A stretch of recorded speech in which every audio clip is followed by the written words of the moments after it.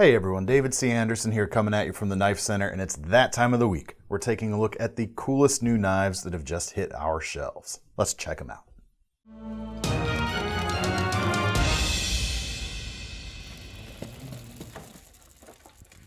All right, starting things off this week is something that's very exciting. New knife from Hinderer, and this is called the K-Bar. And you may be wondering, how do you get away with calling it the K-Bar and even putting K-Bar's logo on the back?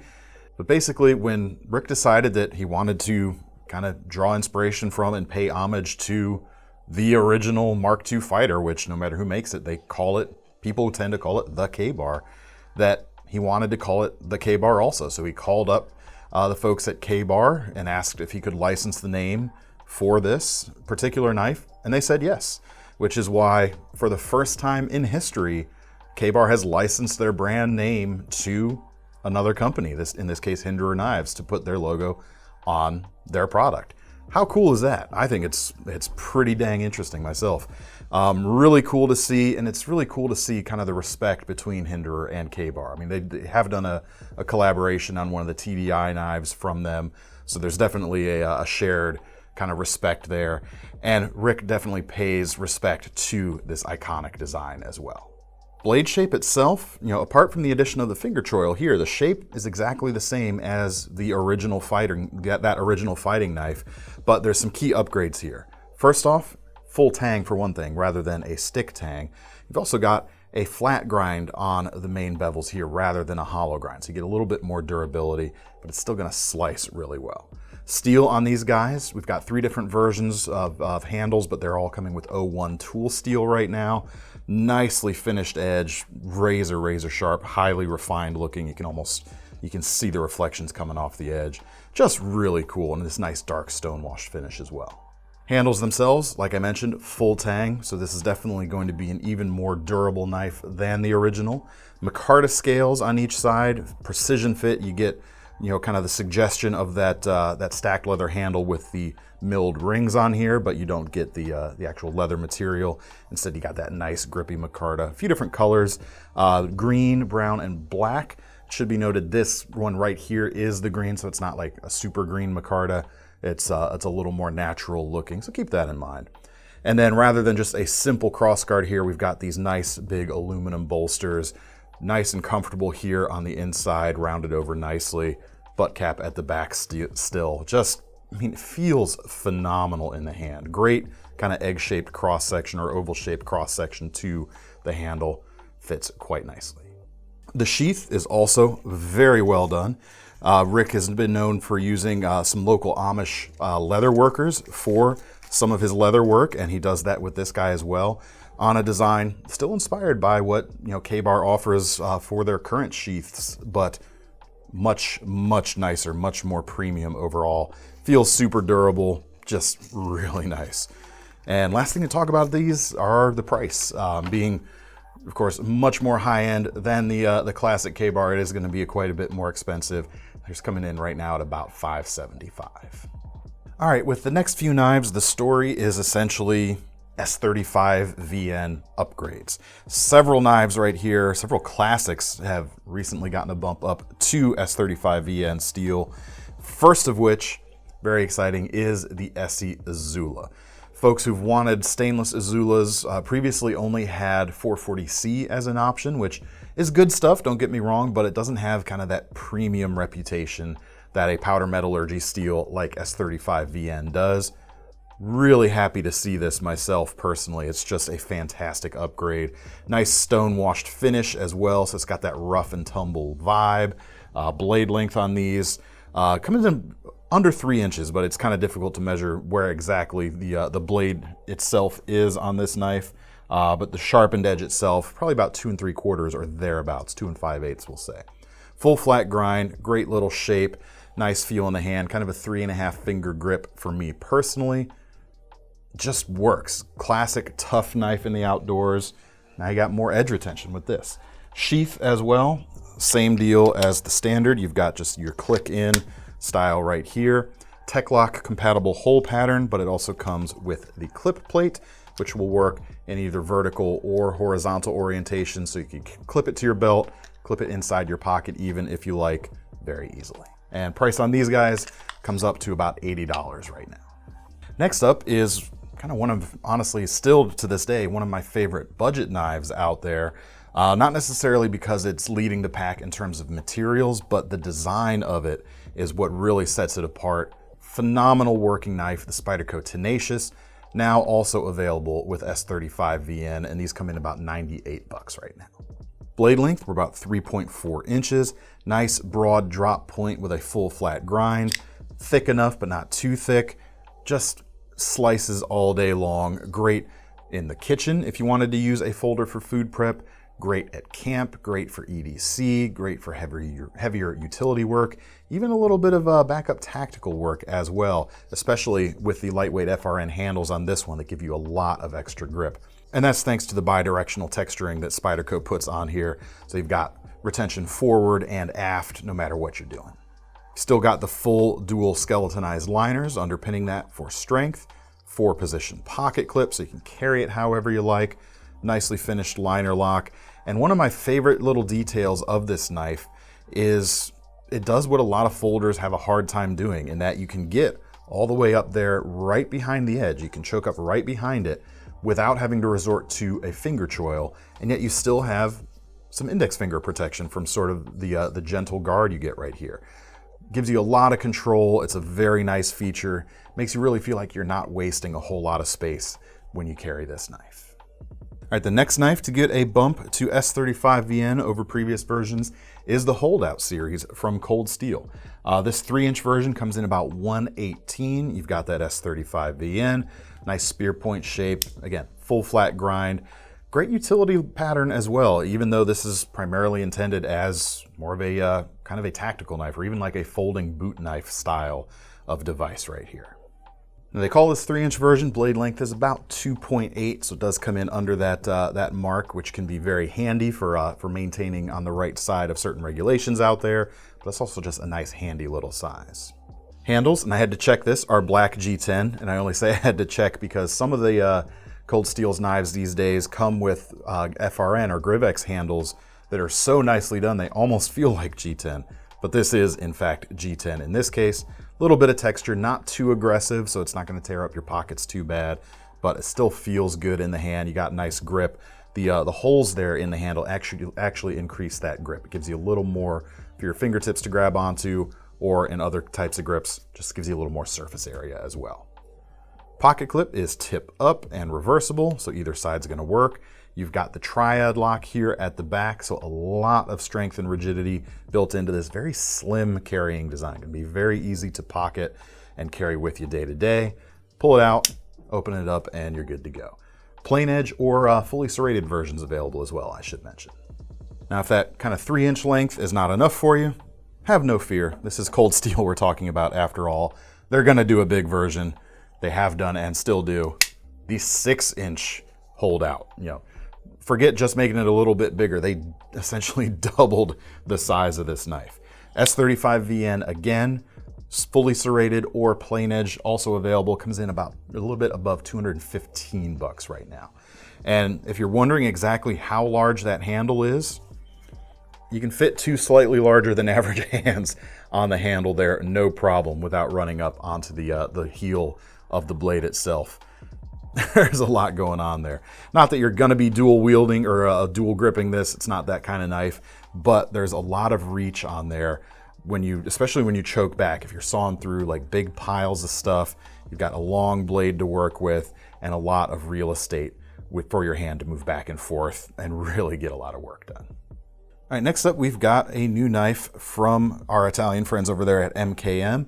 You may have seen this a couple of weeks ago during our Blade Show coverage. We posted our interview with Igor at MKM showing us this Edge model, and they are now fully in stock and ready to ship from us here. 2 versions. We've got anodized aluminum in several colors coming in about $118, and a couple different titanium options, which you can see here on the bottom. Those come in about $164 right now. Now, apart from the material differences on the handles, these are essentially the same knives as each other. I do like the stone washing on the titanium options that we've got. There's this bronze as well as a gray titanium. But I'm really digging the bright anodized colors, especially this green one right here. I think that's my personal favorite out of the batch. But there's orange. Well, let me check the other colors. I remember there's orange. I forgot what else there is. So many colors. So many colors. There's a black, of course, for the guys who like a classic black knife. But we've got orange, this green, and a nice blue, like almost like a royal blue too, which looks really nice. But something about that green is really vibing with me. 3-inch blade in this case. We've got M390 steel and just under 3 inches on this guy as well. So you've got a non-locking 3-inch knife. Not a classic kind of old school looking pattern, which is kind of cool to see because this is an old school type of mechanism. We've got a slip joint here. Nice half stop, or not quite half, but you know what I mean, there on the travel. Nice snap on the close. Easy to open, you kind of pinch it. You got those holes milled in the blade right there that give you a little bit of traction. You know, the same thing about the handles on that holdout that give you more surface area because of those holes. Does the same thing on the blade itself. But it's a bit of a hybrid blade shape. If I had to boil it down to one thing, I'd probably say it's a modified Wharncliffe, but you get a little bit of kind of Tanto inspiration here with the vertex here, even though this is not compound grind, you just got a full flat grind overall. But it's gonna be a good utility knife. It's gonna pierce really well with that tip. You're gonna have good slicing performance thanks to that grind, and a pretty comfortable feel too if you ever do need to choke up a little bit on it, since you've got a crown spine there. And that goes through into the back spring as well. Cool thing that you see that, you know, not only do you have a crowned back spring, but you also have the back spring transitioning into this lanyard point here at the back.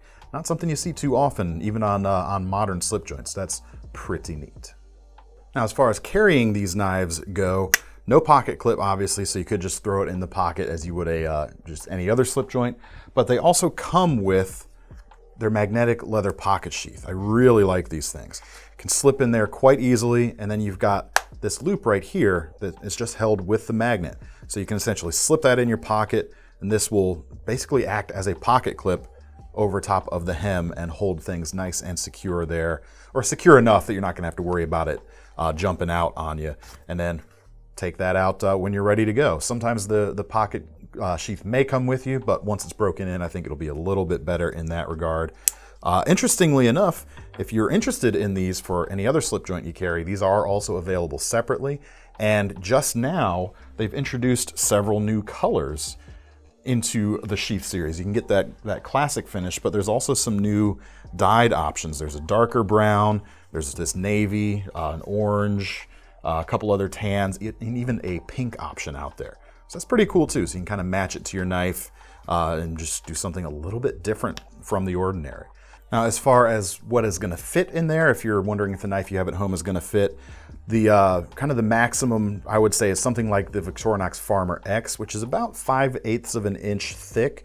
So just your standard like 4-layer thick Alox Swiss Army knife will fit in there just fine, or anything that type of similar thickness. So about 5/8 or so, and not too broad, obviously, and you should be pretty good to go with one of these guys. All right, next up from Gerber, something that kind of has a similar kind of a blade that should work in similar ways, I should say, even though this is a much more budget-friendly knife. This is the Fuse, coming in about $28. And two different versions. We've got injection molded handles. This is glass reinforced nylon in black or sage green. And on the inlays, you've got, I believe, what is it? It's stainless steel, isn't it? Yeah. They're calling it electroformed stainless steel. It's got a pretty cool pattern going on. Not actually textured. That's just a visual look. Looks good here on the black and on that green as well. It's the same thing.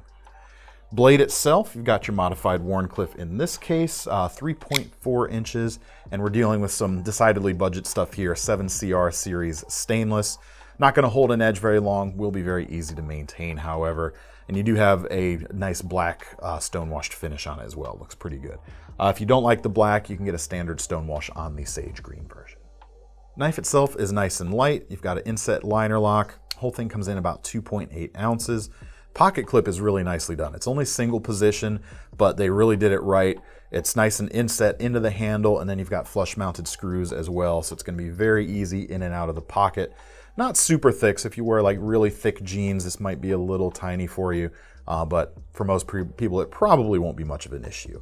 But it goes into my pants nice and easy. I like the action you get from it. It's we've got bronze washers in this case, not something super cheap like Teflon, or not Teflon, but like nylon washers. You do have actual bronze here, and it pops open pretty nicely, I gotta say.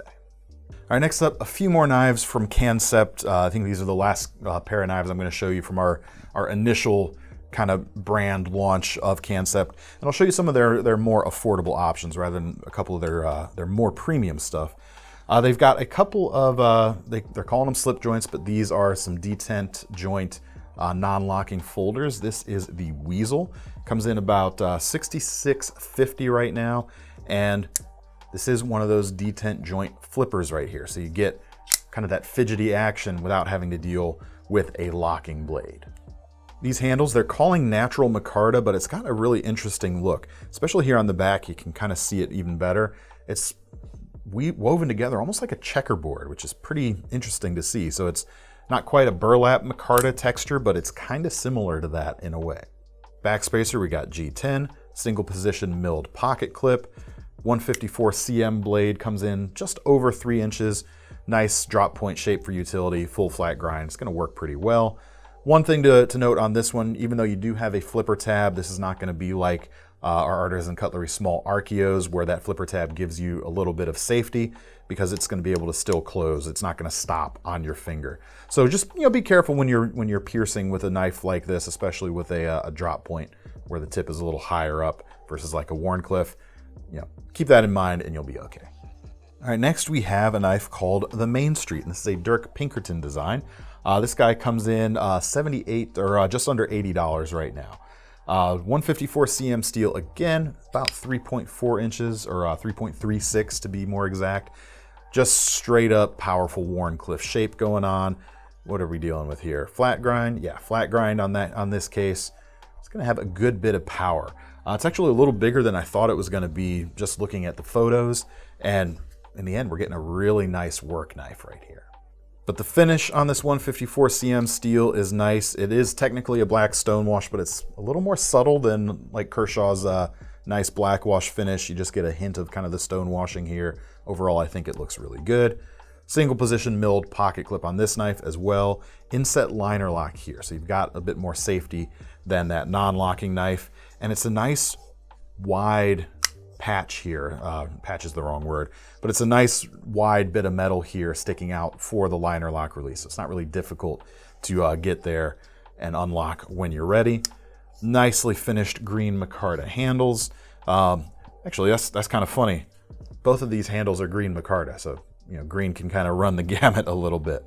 But I really like this. It's got a fairly smooth finish. It's not a high polished finish, so it feels good here when it's dry. It's going to work well when you get like sweaty or working in like the rain, something like that. Micarta always has a tendency to, it doesn't actually swell, but it feels a little tackier when it is wet. So it feels nice and secure. We've also got in the pivot here, which I think is very appropriate for kind of a work knife like this that is going to be getting down and dirty. We've got washers in the pivot rather than ball bearings, so going to be easier to keep clean and free of grit. Next up, kind of, I wouldn't say exactly similar, but they don't look too far out of place next to each other. We've got a new Italian knife here. This is the Fox Italico, but you never would have guessed it was an Italian knife. These guys, a bit more premium on the blade steel here, coming in about $165 for an M390 blade with this kind of nice robust sheep's foot profile going on. Blade length itself about 2.3, 2.4, somewhere in that range. Full flat grind, not super thin blade stock. So even though this is a smaller blade or a smaller knife, the blade itself definitely has a bit going on for some of the slightly heavier jobs you might be doing out there. Provided, of course, you can do one of those slightly heavier jobs with a knife this small. Micarta handles here, they're calling this Desert Tan. Liner lock, not inset, and we've got a wire pocket clip here on the back. It is folded over, but as you can see, it's not really deep carry, but it is going to be a little bit easier to get out of your pocket as a result, certainly. As far as the action, flips open nicely, real good and supple. If that makes any sense, I don't know, it does in my head anyway. And feel in the hand, 3-finger grip, but it is secure feeling. I am able to kind of make contact with the end with my pinky a little bit, maybe that helps, but it's not a super slim handle. There is something there to grab onto very well. Next up, we've got a new limited edition Fox, the Suru by Jesper Vaknes, of course, and this guy comes in at about $330 right now. For the blade, we've got 20 CV in this case, not M390, which they much more frequently use. It's the same, essentially, same essential chemical makeup, but the M390 is a European-made steel, but the 20 CV is an American-made steel. So interesting to see that showing up on an Italian-made knife like this. Now the handles on this knife are really cool. Back itself is just a titanium frame lock, but the front Arctic Storm carbon fiber. So you get the blue in there with the black of the fibers themselves. Man, it looks really nice on a knife like this, especially since it's got a good bit of handle there to kind of show off the pattern very well. Now, even though you don't have something like a sheep's foot or a Wharncliffe profile on this knife, this is still kind of a design that has worked for some of the heavier chores that you might use a small knife on, because we've got fairly thick blade stock for most folders, but especially one this small, and a nice solid feeling handle as well. And as long as you don't have super big fingers, mine are a little large for them, the full-size finger choil here at the front is going to work well for some of the choking up. But if you're really like pushing through a cut, I wouldn't keep your finger close to that edge itself. Just go to town here on the back. Nice pocket clip. I always like the ball bearing here at the end. Has a nice classy touch on top of everything else here that's just really cool. All right, now we had a fixed blade at the front, but now it's really fixed blade time, so I'm very happy. Thomas, you have full battery over there? Oh boy. We're gonna talk about some fixed blades now. First, we'll stick with Fox. This knife is called the MB. I really dig this guy. Comes in about $255. We've got a 7 1/4 inch blade of Nylox steel, which I mistakenly the other day in a video said was not stainless, so thank you for those who have corrected me out there. This is stainless. Nice and thick. We're about 3/16 of an inch there, judging by my my eyeball calipers, and really dig this as a larger camp or even survival knife. Plenty of length there, perfect shape for use in the outdoors. Kind of 2/3 height flat grind on there. It's going to be very durable. Handles themselves are pretty nice. This is kind of a case of eyes not telling the whole story. When I looked at it, I certainly appreciated that they were rounded on the edges, but I thought maybe it could use a little more contouring in some places, because essentially it's just rounding up to a flat surface on the side. But then I held it in the hand, and I can't deny it feels just about perfect right there. If I were going to go in and nitpick, I might, like take a little bit off here, a little bit off here, but it honestly doesn't need it at all. Feels very good in my particular hand shape anyway. Now the handles, they're calling black jute micarta, so it's slightly different material than the canvas. It's kind of, in terms of the thickness of the weave, it looks somewhere in between a canvas and a burlap micarta. It has a nice rugged look. You got a couple of flared tubes there in the handles if you wanted to do some of those quote unquote survival knife lashing things with it. But yeah, man, it comes back to the handle comfort so often, especially on a bigger fixed blade. You don't want it to wear out your hand while you're working with it. And this one, I certainly don't think is going to do that. But you can certainly do a bit of light chopping with this, batoning, of course. Smaller work is going to be pretty good. The balance point sits right here in front of the finger guard. If I can get it there we go. So there's kind of two schools of thought. Sometimes you might want to put a finger choil there so you could choke up and make the knife perfectly balanced in the hand so you're not fighting it. This one doesn't give you that, but the other school of thought is when you place that heel of the edge on a stick or something else where you're doing close-up carving work, the edge itself that's doing the cutting is perfectly balanced on what you're cutting. So it's a little bit easier to control sometimes in that regard. You're able to use the weight of the knife with your cut, essentially. Very, very cool. The sheath itself is finished very well. You've got this nice kind of burnished edge here, a little bit rounded over. It's not perfectly flat, so they took a little extra time there. It's a little bit tight out of the box, but it's going to break in very nicely. Being leather, got your retention strap to kind of hook over the index finger guard. Little loop there at the bottom if you wanted to add something around the to like wrap around your leg. Since this is a bit of a longer sheath, just standard pocket or standard belt carry here at the top with a reinforced edge here above that. Right now we're going to talk about my brand, Nordsmith. We finally got some more Nordsmith in stock, so I was able to bring some more in here to the KnifeCenter. First is the Scandi ground versions of the Lapwing are here. Not just Scandi ground, that's not the only difference between the old convex versions. These also come with CPM 154 steel, which is very nice upgrade. These come in about $190 right now. Of course, these are made here in the America by hand by the good folks at LT Wright for me. And this was always my take on a smaller companion knife at camp, and one that's going to work well either backing up a larger folder or just as a standalone. It's gonna make a good day hiking knife for sure. And for folks who are really into the bushcraft stuff, like to do a lot of wood carving, this is gonna work really well with that Scandi grind. Handle itself holds the blade, I think, at a nice angle, brings the tip down a little bit, make it very easy to use that tip. About 3 3/4 of an inch on the blade length itself, about 3 1/4 or maybe a little bit more on the actual sharpened edge itself. Now, one of the things about a Scandi grind, for me personally, I like them on thinner blades, far and away. I don't like it on anything over 1/8 of an inch thick, but this guy right here is 3/32, so it's even slimmer, which means you can still do a little bit of like the food prep stuff that this knife was originally designed to be able to handle as well, since you're not so thick that it's gonna be unusable in that sort of scenario. 3 standard colors. We've got black micarta with toxic green liners. We've got natural micarta with OD green liners if you want something with a more kind of old school type of look. And there's also kind of the signature colors of green micarta with yellow liners, shown here on a Pilgrim LT, but you can get it. Actually, both of these knives, all 3 colors are currently in stock, at least while we're filming this. And the sheaths on these Lapwings, JRE Industries, nice solid leather, comes with this green stitching that works really well on the toxic green versions, but it ties into the green that you see on all of the knives. And the Pilgrim LT is also back in stock right now, which is my kind of right-sized survival knife. I wanted a survival knife that came in under that 4-inch mark, and this is what I had come up with.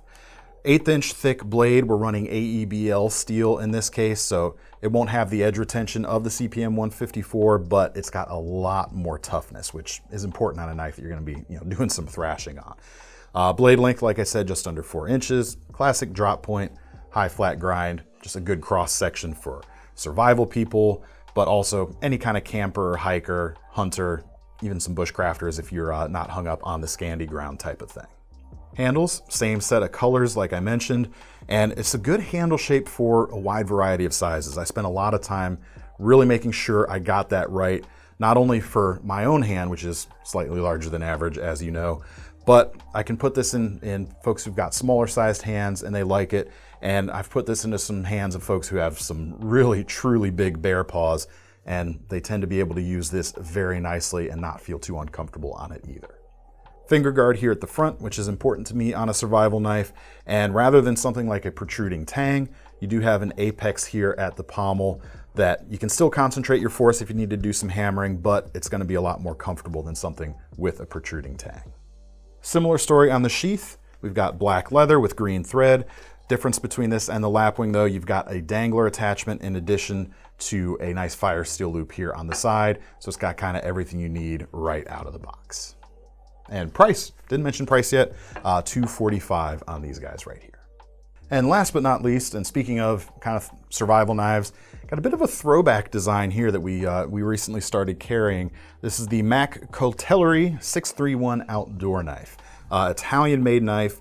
And despite it being kind of an older school type of design, the reason we brought it in now is it's actually a really good value, just about $45. And for that, you've got a 6.5 inch blade, Nitro B stainless steel, and not a full tang, but a full length wide tang underneath the overmolded handle here. A lot of knife for the money right here for sure. You do have a saw back here on the back. It's kind of a single row of teeth. It's not going to be like a super effective wood saw, but it's going to get the job done, as well as any kind of saw back spine usually does. And then you've got plain edge here on the front section, a bit of a combo edge here at the back. Handle itself is pretty comfortable. It is a injection molded, like I said, rubberized texture, but not super tacky. You do get a bit of grip, but it doesn't feel like squishy. So I really like that. And then the protruding tang here at the back. It's not super crisp. You might be able to strike a fire steel with it, but if it's not quite there, you could sharpen it up a little bit more and do that pretty easily. And talked about protruding tangs just a second ago. It gives you a place to thump on things if you need to in some kind of survival scenario. And then as far as the sheath, given the price point, you'd expect it to be fairly simple, and it is, but it's pretty effective. Doesn't have positive retention, doesn't really click in there, but you do have a bit of a friction fit. You got your retention strap here on the side. And if you want to do something different with it, you've got some hole options here on the side. You might be able to put a tech lock on there very well. All right, well, that's all the time, or all the knives at least, that I've got to show you this week. Make sure to let me know your favorites in the comment, as always. And you don't have to say Nordsmith, it's fine. They're gonna. It's fine. I'll appreciate it. But yeah, let me know your favorites. If you want to get your hands on any of these guys, there will be links in the description as always. And while you're over there at the Knife Center, make sure to sign up for the Knife Rewards program so you can earn some free money to spend on your next knife. I'm David C. Anderson from the Knife Center, signing off. See you next time.